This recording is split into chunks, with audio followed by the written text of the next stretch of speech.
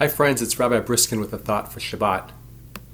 So I'll admit, when I come to Torah verses that provide genealogies or census counts, I often skim over them.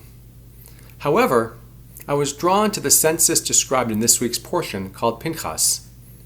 Much like the census described several weeks ago in the first chapter of the book of Numbers, this census also counts men of fighting age, 20 years and older, who comprise each tribe. The total number is tallied, and in Parshat Pinchas, 38 years after the earlier census, the total number drops by 1,820 people. Now you'd think that the population would have increased. So should the Israelites be concerned because of dropping numbers? A medieval rabbinic commentary called Rabbeinu Bachya teaches no. Furthermore, the commentary suggests neither number is correct. First of all, they don't count people who are sick or infirm and who couldn't fight in the army, and they don't count women or children.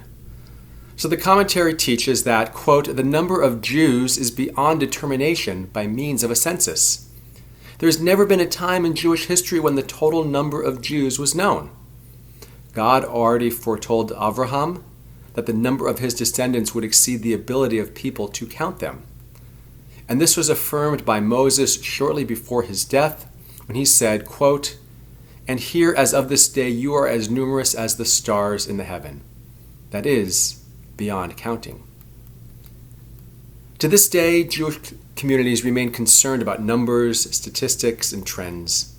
We want to know, what is the Jewish population of the United States? Or how many Jews are there in the world? How many members belong to our synagogue? Today, according to the Pew Research Center, there are in fact 5.8 million Jews who live in the United States.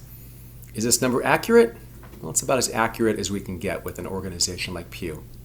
Now, this number is up slightly from past surveys, not because more Jews are being born, but rather because Jews are being counted differently.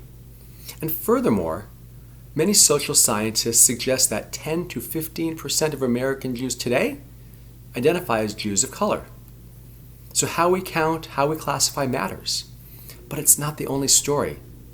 How we serve these communities is vitally important. The American Jewish community continues to change. Fewer Jews today identify as, quote, religious, and they are known as nones, N-O-N-E-S, meaning Jews with no religion. Fewer are joining synagogues and other traditional Jewish organizations. However, many are living vibrant, creative, and rich Jewish lives, just in ways that are less familiar to many, especially my generation and older. But thankfully, many creative and entrepreneurial Jewish organizations are connecting with this population in ways that traditional synagogues like ours have found to be more difficult. Now, perhaps if we spent more time raising the quality of the Jewish people through learning, activism, engagement, and proud and affirmative Jewish identities, and less time worrying about the actual numbers, then we could ensure a vibrant future. We try to count our people, even though it is virtually impossible. Let us rather celebrate each individual and help them find meaning and purpose within the diversity of our community. Shabbat Shalom, and have a wonderful and safe 4th of July holiday weekend. Take care.